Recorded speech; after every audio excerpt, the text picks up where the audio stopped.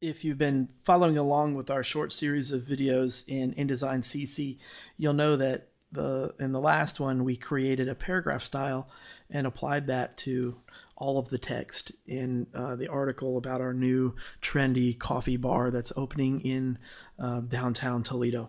And if you haven't been following along, well, that's what we did. This video then is going to get into character styles and the differences. So a paragraph style is meant to be applied to an entire paragraph of text or an entire line of text.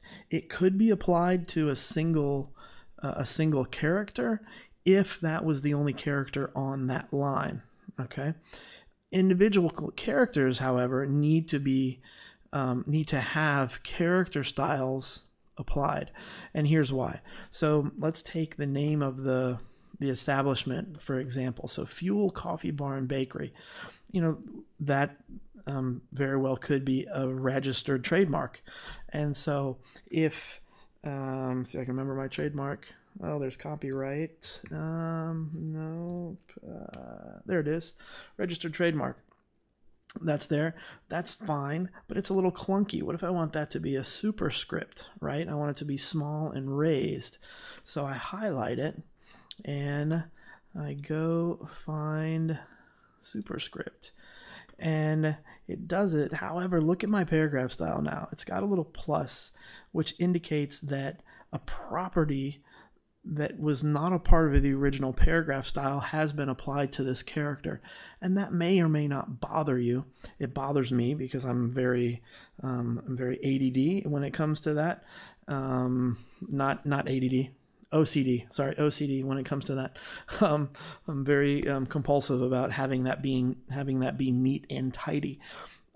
Beyond that, though, if this was a much longer document and it had other items throughout that needed to be treated like a superscript, whether they were registered trademark, maybe there were monetary amounts, and you wanted the decimal and the 2 digits following the decimal to have a superscript applied. Well, you can do a find and replace and apply character styles to characters throughout a document if you have that style set up. So that's another reason to do it. So we'll do it right now.